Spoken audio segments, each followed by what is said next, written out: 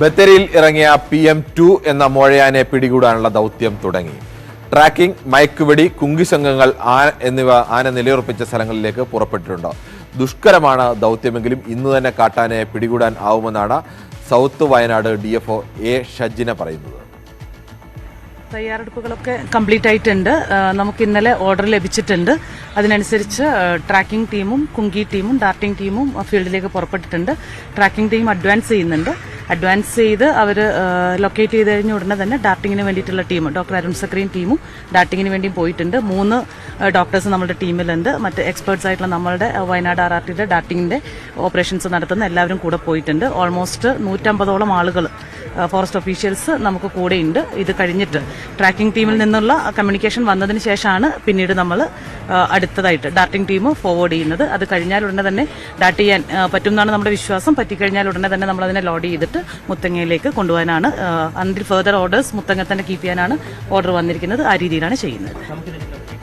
ഈ ആന നാട്ടിലിറങ്ങി അക്രമം കാണിക്കാൻ തുടങ്ങിയിട്ട് ദിവസങ്ങളായി. പക്ഷേ അപ്പോഴൊക്കെ മയക്കുവെടി വെക്കണമെന്നുള്ള ആവശ്യം പലതവണ നാട്ടുകാർ വലിയ വിഷയമായി ഉന്നയിച്ചപ്പോഴും അതിന് വല്ലാതെ വൈകിപ്പിക്കുകയായിരുന്നു. എന്തായാലും ആ പ്രതിഷേധം കടുത്തോടെ വനം മന്ത്രി വിശദീകരണം ആവശ്യപ്പെട്ടിരിക്കുകയാണ്. എന്തുകൊണ്ടാണ് ഈ തീരുമാനം വൈകിയത് എന്നതിൽ റിപ്പോർട്ട് ആവശ്യപ്പെട്ടുകൊണ്ട് വനം മന്ത്രി ഔദ്യോഗികമായി തന്നെ ഉദ്യോഗസ്ഥരോട്, വനംവകുപ്പിലെ ബന്ധപ്പെട്ട ഉദ്യോഗസ്ഥരോട് ആവശ്യപ്പെട്ടിട്ടുണ്ട്.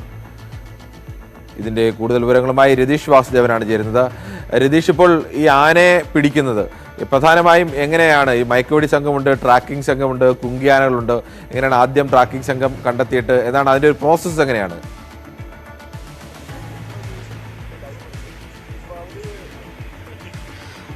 അരുൺ, തീർച്ചയായും നേരത്തെ DFO വിശദമായി ഈ കാര്യം സംസാരിച്ചു.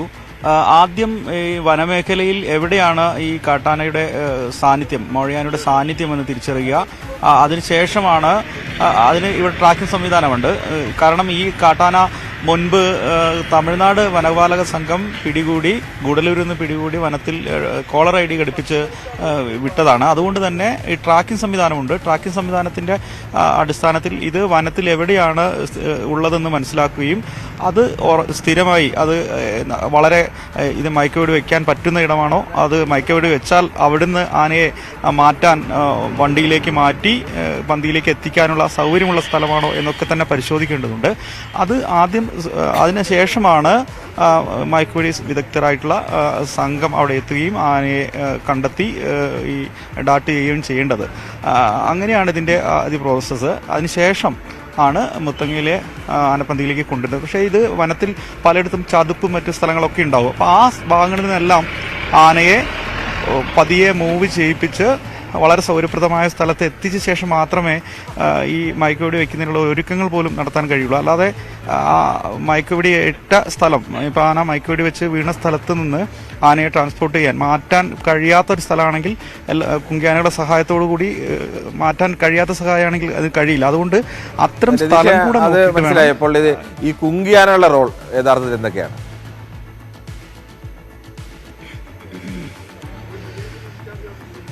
ഈ മയക്കുവെടി വച്ച ശേഷം ഈ കാട്ടാനയെ വണ്ടിയിലേക്ക് കയറ്റാൻ ഉള്ള ഒരു മെരുക്കാൻ വേണ്ടിയിട്ടുള്ള ഒരു ഗാർഡ് പോലെ, അതായത് ഈ ഉദ്യോഗസ്ഥർക്കും മറ്റ് ഈ സ്റ്റാഫിനുമൊക്കെ, ഈ ദൗത്യസംഘത്തിന് ഒരു ഗാർഡ് പോലെ ആണ് ഈ കുങ്കിയാനകളെ ഉപയോഗിക്കുന്നത്. ഈ കുങ്കിയാനയുടെ സഹായത്തോടു കൂടിയാണ് ഈ മയക്കുവെടിയേറ്റ കാട്ടാനയെ ഈ വണ്ടിയിലേക്ക്, ലോറിയിലേക്ക് കയറ്റുകയും തുടർന്ന് ലോറിയിൽ തന്നെ താൽക്കാലികമായ ഒരു പന്തി സജ്ജീകരിച്ചിട്ടുണ്ട്. അതിലേക്ക് കയറ്റി അടച്ച ശേഷമാണ് വാഹനത്തിൽ, വലിയ ലോറിയിൽ മുത്തങ്ങ ആനപ്പന്തിയിലേക്ക് മാറ്റുക. അപ്പോൾ അതിനുള്ള സഹായമാണ് അത്. കയറ്റുവാനും അതുപോലെ തന്നെ പന്തിയിൽ എത്തുമ്പോൾ ഇറക്കുവാനുമുള്ള ഒരു സഹായികളാണ് ഈ കുങ്കിയാനകളെ. അതിനാണ് കുങ്കിയാനകളെ ഉപയോഗിക്കുന്നത്. ഈ കുങ്കിയാനകളുടെ മുകളിൽ എങ്ങനെയാണ്? പാപ്പാനൊക്കെ ഇരുന്നുകൊണ്ട് തന്നെയാണോ ഈ ആനയെ മയക്കുവെടി വെച്ച് ആനയെ മെരുക്കാനുള്ള ശ്രമം നടത്തുന്നത്, അതോ കുങ്കിയാനകൾ മറ്റ് പുറത്തു നിന്ന് നിയന്ത്രിക്കുക? എങ്ങനെയാണ് അതിൻ്റെ സംവിധാനം?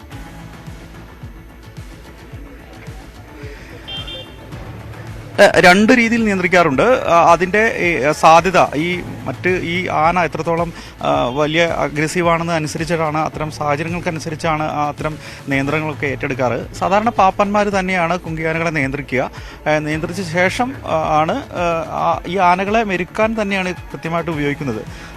ഈ കാട്ടാനയെ അല്പം ഭീഷണിപ്പെടുത്തി അല്ലെങ്കിൽ ശക്തി ഉപയോഗിച്ച് വണ്ടിയിലേക്ക് കയറ്റുക, അല്ലെങ്കിൽ അത് ബഹളം കേട്ടുമ്പോൾ അതിനെ നിയന്ത്രിക്കുക തുടങ്ങിയ കാര്യങ്ങൾക്ക് വേണ്ടി തന്നെയാണ് കുങ്കിയാനകളെ, 2 കുങ്കിയാനകളാണ്, സൂര്യയും സുരേന്ദ്രനുമാണ് ഉള്ളത്.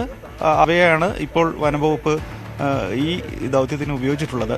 എന്തായാലും ഇപ്പോൾ ഡാർട്ടിംഗ് സംഘവും ഈ കുങ്കിയാനകളുടെ സംഘവും മയക്കുവെടി വിദഗ്ധ സംഘവും ഒക്കെ തന്നെ ഈ പ്രദേശത്ത് പഴുപ്പത്തൂരിലെ ഈ ആനയെ കഴിഞ്ഞ ദിവസം കണ്ടു എന്ന് പറയുന്ന സ്ഥലത്ത് അതിനോട് സമീപത്ത് തമ്പടിച്ചിരിക്കുകയാണ്. ഇനി കൃത്യമായ വിവരവും ലഭിക്കുന്ന ആ സമയം തന്നെ അങ്ങോട്ട് പോകാനുള്ള തയ്യാറെടുപ്പിലാണ്. ശരി. പാലക്കാട് ഭീതി വെച്ച PT-7 എന്ന ആനയെ തളയ്ക്കാൻ വേണ്ടിയുള്ള അല്ലെങ്കിൽ ആനയ്ക്കുള്ള കൂട് തയ്യാറാക്കിക്കൊണ്ടിരിക്കുകയാണ്. യൂക്കാലിയുടെ തടി ഉപയോഗിച്ചുകൊണ്ടാണ് ഇത്തരത്തിൽ കൂട് തയ്യാറാക്കുന്നത്. ആനയ്ക്ക് പെട്ടെന്ന് പൊളിച്ചു കളയാൻ കഴിയാത്ത രീതിയിലേക്കുള്ള കൂട് നിർമ്മാണമാണ്. ആനയെ അകത്ത് കയറ്റാൻ കഴിയുന്ന വലിപ്പത്തിൽ ഉള്ള കൂടുകളാണ് നിർമ്മിച്ചുകൊണ്ടിരിക്കുന്നത്. ഈ കൂടിൻ്റെ നിർമ്മാണത്തിനുകൂടി ശേഷമായിരിക്കും, അത് അവസാന ഘട്ടത്തിലാണ്, അതിന് ശേഷമായിരിക്കും ആനയെ തളയ്ക്കാനുള്ള മയക്കുവെടി ആനയ്ക്ക് വെക്കുക. ഈ മയക്കുവെടി വെച്ച് ഈ ആനയെ പിടിച്ച ശേഷം ഈ ആനയെ വീണ്ടും ഈ ഇപ്പോഴത്തെ കുങ്കിയാനകളെ പോലെ പരിശീലനം നൽകി കുങ്കിയാനയാക്കുക എന്നുള്ളതാണ് സർക്കാരിൻ്റെ വനംവകുപ്പ് തീരുമാനിച്ചത്.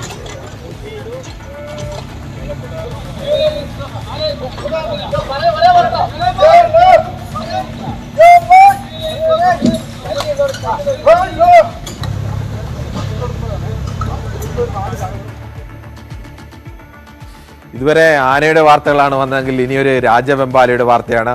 അതങ്ങനെ ഒരു ചെറിയ രാജവെമ്പാലയൊന്നുമല്ല, 30 കിലോയോളം ഭാരമുള്ള ഒരു പടുകൂറ്റൻ രാജവെമ്പാലയാണ്.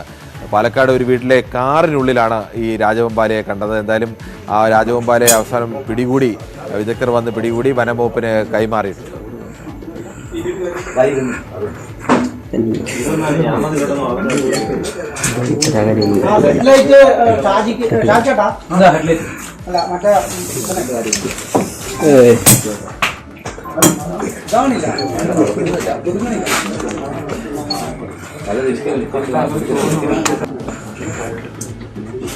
ആരുടെയും പിടിക്കുന്ന പിന്നെ നമുക്ക് എടുക്കാം.